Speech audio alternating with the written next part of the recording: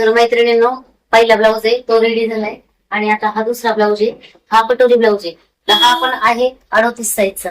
तर याला इथं बाईला डिझाईन करायची आणि हा पहिला मी अस्तर कटिंग करून ठेवलेला आहे, आता कपड्यावर ठेवलाय, कटोकट ठेवलाय बघा, कुठेही कमी झालं म्हणजे एक्स्ट्रा जागा नाही राहिली. तर आता मी हा कटिंग करून घेते. एकदम कटोकट असं ऍडजस्ट करायला लागतं कमी कपडा असल्यानंतर, कारण हे बघा ह्या बाजूला बॉर्डर आहे आणि ह्या बाजूला बॉर्डर.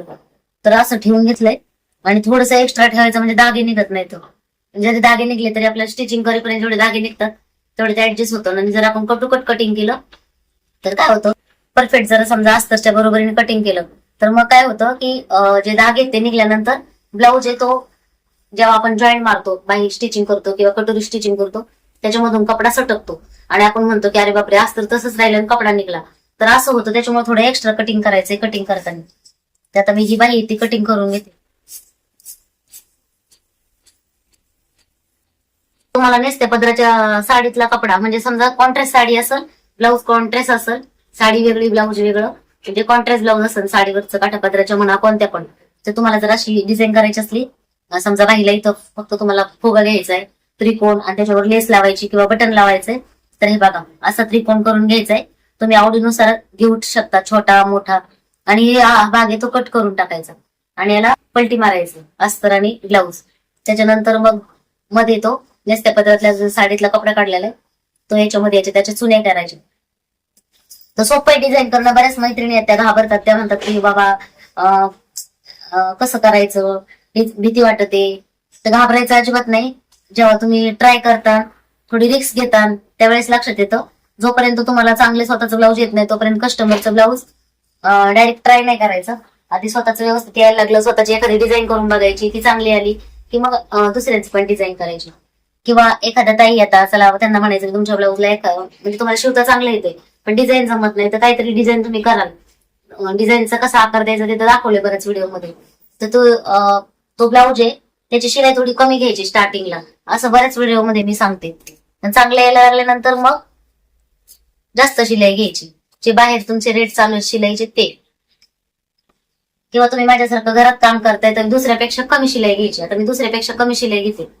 तर असं काही नाही की माझे ब्लाऊज चांगले येत नाहीत. मी खूप वर्षापासून ब्लाऊज शिवते, अनुभव चांगला आहे, कस्टमरला आवडतात. माझ्याकडे 6-6 महिने ब्लाऊज देणं होत नाही, एवढे माझ्याकडे कपडे असतात. पण मी म्हणते की चला बाबा माझं दुकान नाहीये किंवा मला लाईट बिल येत नाही, मला गाड्याचं भाडं भरायचं नाही, तर मी 2 रुपये कमी घेते. अशा हिशोबाने मी शिलाई ठेवली. तर तुम्ही पण तसंच करा, असं मी सजेशन देईन. जर तुमच्याकडे कस्टमर कमी येत असतील किंवा तुम्ही नवीन शिकताय तर थोडेसे 2 रुपये कमी घ्या. आणि चांगल्या चांगल्या कमेंट करत जा, कारण बरेच ताई आहेत त्या काय करतात,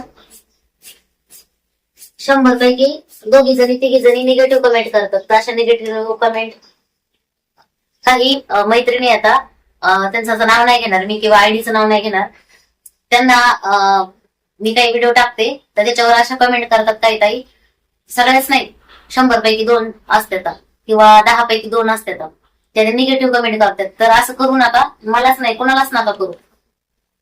कारण तुम्हाला जर सपोर्ट करता येत नाही तर कोणाला निगेटिव्ह तरी कमेंट करू नका. प्रत्येक जण स्वतःच्या परीने काहीतरी प्रयत्न करत असतो, म्हणजे स्वतःच्या संसारासाठी म्हणा, काय आपल्या ज्या गरजा येतात त्या पूर्ण करण्यासाठी कष्ट करत असतो. भले ते टेलर काम आहे असंच नाही म्हणत मी, कोणताही चॅनल असू द्या. बरेच ताई म्हणतात की ताई आमचा पण चॅनल आहे, आम्हाला सपोर्ट करा. तर मैत्रिणींनो, मी म्हणजे काय सपोर्ट करायला पाहिजे ते मला सांगा कमेंट करून, की ताई आम्हाला हे जमत नाही ते जमत नाही, त्याच्यावरती मी व्हिडिओ बनवेन. म्हणजे काही ताईंना एडिटिंग जमत नसेल, काही ताईंना माहिती नसेल काही कशाबद्दल काय असतं, काही ताईंनी मला अशा पण कमेंट केल्या की तुम्हाला भरपूर पेमेंट येतंय युट्यूबचं. असं नाही येत आहे. तुम्ही बघितले माझे किती दिवस झाले मोठे व्हिडिओ येतच नाहीत आणि मला किती पेमेंट येतं, मला किती यूज येतात, त्याच्यानंतर किती यूज आलं किती पेमेंट येतं हे तुम्हाला काहीच माहिती नाही. तुम्ही डायरेक्ट बोलतात की ताई तुम्हाला युट्यूबचं पेमेंट येतं, तुम्ही मस्त कमवतात, ब्लाऊजातून पण कमवतात. पण हे कमवतात म्हणजे डे नाईट कष्ट आहे, 4-4 आणि 5-5 वाजता संध्याकाळी जेवायला. काय काय म्हणतात तुम्ही कामवाली बाई नाही का ठेवू शकत. तर हे बघा, तुम्ही स्वतः इथे याल बघाल तेव्हा तुम्हाला कळेल की मी कामवाली बाई ठेवू शकते की नाही, किंवा मी कामाला बाई ठेवायला पाहिजे का नाही. बोलणं सोपं आहे, एखाद्याचं व्हिडिओ बघून बोलणं सोपं आहे. रिअल लाईफ येऊन बघा. रिअल लाईफ मी असं काही तुम्हाला दाखवत नाही, जे माझ्या लाईफ मध्ये आहे ते मी तुम्हाला फक्त आनंदी, खुश आणि काम केलेलं दाखवते. तर तुम्हाला ते जाणून घ्यायचं असेल तर तुम्ही या मला भेटायला, मग तुम्हाला रिअल लाईफ कळत, किंवा कमेंट करा, मग तुम्हाला मी रिअल दाखवते सगळं. कोणती गोष्ट सोपी नसते, त्याच्यासाठी मेहनत लागते, कष्ट लागते, आणि मी कष्ट करते. आणि युट्यूबचं किती पैसे येतात, काय आहे ते तुम्हाला मी सगळं रिअल मध्ये दाखवीन. मला कमेंट करा तशा. तर आता हा ब्लाऊज कटिंग करून घेते आणि लगेच स्टिचिंग करायला घेणार, कारण मी जसं सांगते तसंच करते. हे बघा, इथं नॉट काढून ठेवली आहे, मॅचिंग लेस पण काढून ठेवली. आता तो ब्लाऊज रेडी झालाय, तो तुम्हाला मी दाखवला अगोदरच, परत एकदा दाखवते. हे बघा,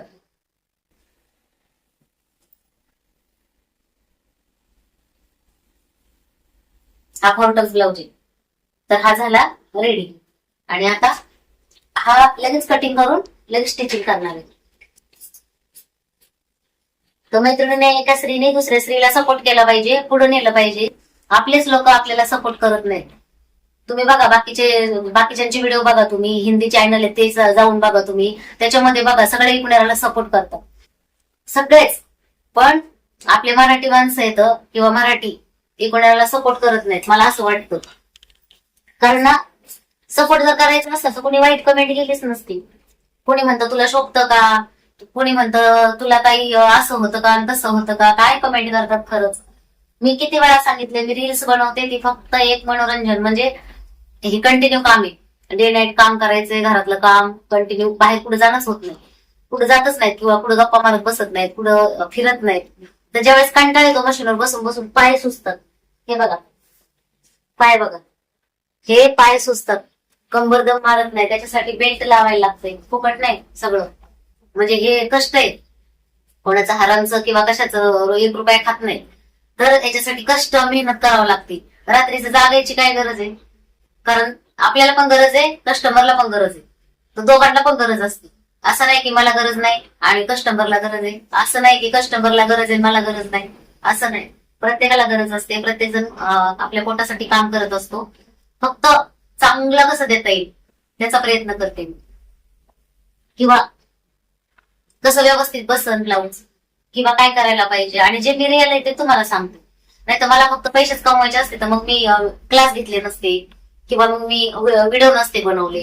काय एवढं मेहनत करून, म्हणजे असं तुम्हाला वाटत असेल की व्हिडिओचे लय पैसे येते, तर त्याच्यामुळे ही व्हिडिओ बनवते.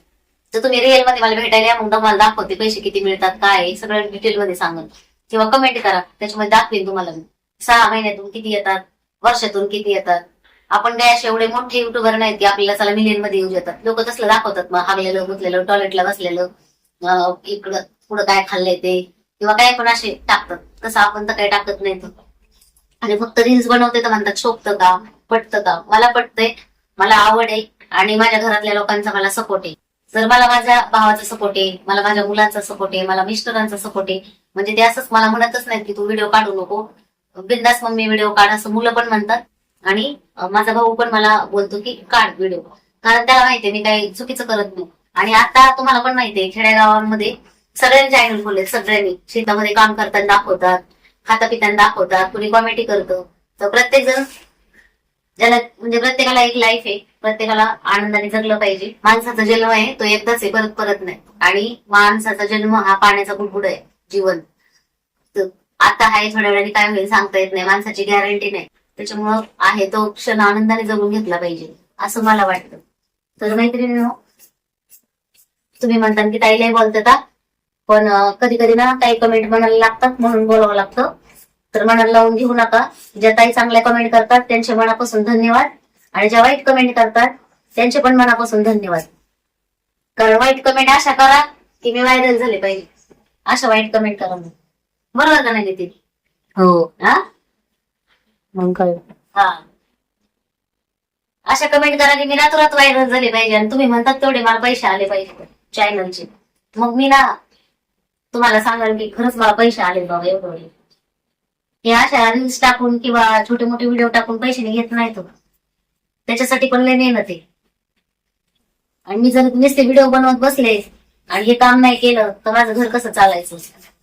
काय काही नाही अशा पण कमेंट केल्या, ताई तुम्ही पहिल्या व्हिडिओ ब्लाऊज शिवित नाहीत का, मग तुमचं घर कसं चालतंय. कारण त्यांना माझी रिअल स्टोरी माहिती. पण मला त्यांना हे सांगायचंय की ताई, मला स्वतः व्हिडिओ काढायला जमत नाही. जेव्हा नितीन असतो घरामध्ये तेव्हाच व्हिडिओ काढतो. कारण आता नितीन पण त्याचं काही त्याला नको का बघायला कामाधंद्याचं, तर त्याचं त्याचं चाललंय त्याचं स्ट्रगल. तर त्याच्यामुळे मग त्याला जेव्हा वेळ मिळेल तेव्हा तो माझे व्हिडिओ काढतो. आणि मला जेव्हा घरात कुणीच नसतं व्हिडिओ काढायला, नितीन घरात नसतो, त्यावेळेस मी माझं छोटे छोटे रील्स बनवते, कारण मोठे व्हिडिओ मला शूट करता येत नाही. आता तुम्ही म्हणता की पाठीमागं तुम्ही स्टँड घेतलं ताई, मग तरी का व्हिडिओ काढत नाही? तर होतं असं की हा टेबल आहे, त्या टेबलला स्टँड लावायला लागतं आणि मशीन आहे ती इथे, तर ते शिवताना कसं दाखवणार, कसं काय करणार?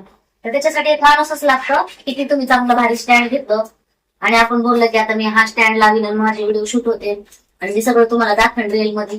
नाही शक्य. आता बघा हा उरलेला ताट आहे, याच्यामध्ये मी लटकन बनवणार आहे. जसं याला बनवलेत बघा, तर थोडासाच कपडा राहिला होता डिझाईन वाला, त्याच्यात छोटेसे लटकन बनवले आणि किती सुंदर झालेत बघा हे लटकन. हे बघा, तर तसंच ते हा काठ जो उरलेला आहे याच्यापासून पण मी छान असे लटकन बनवेन, म्हणजे मॅचिंग. कारण काय होतं, जे आपण रेडीमेड लटकन आणतो ते तुटले, खराब झाले, पॉलिश गेली, असं होतं.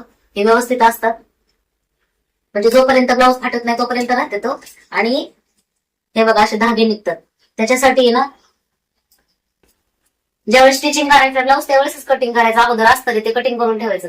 इथं पण बघा मी हा डिझाईनचा गळा हा आखून ठेवलाय, हा ब्लाऊज अस्तर तो कटिंग करून ठेवलाय, तो अस्तर कटिंग करून ठेवलाय, तो अस्तर कटिंग करून ठेवलाय, आणि आता हा आहे तो डायरेक्ट स्टिचिंग करायला घेणार. तर हे असं करून घ्यायचं. आणि हे बघा कपडा किती उरलाय.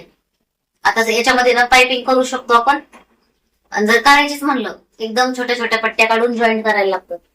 आणि ज्या ताईंना याच्यामधलं काय माहितच नाही टेलर कामातलं किंवा काय करावं लागतं, किती याच्यात मेहनत आहे, जे तर त्या अशा सहज बोलतात काय बाई मस्त पैसे कमवती, दिवसाला 2-2, 4-4 ब्लाऊज शिवती, पण त्याच्या मागची मेहनत अजून ना नाश्ता केलाय ना काय खाल्लंय, चहा पेलेली फक्त. तर मैत्रिणींनो, प्रत्येक टेलरलाच माहिती टेलरचं दुःख, बोलून काय फायदा नाही. तर चला, ब्लाऊज आपलं कटिंग झाले, आता मी घेते स्टिचिंग करायला आणि भेटूया अशाच नेक्स्ट व्हिडिओ मध्ये. तोपर्यंत स्वतःची काळजी घ्या. Bye bye.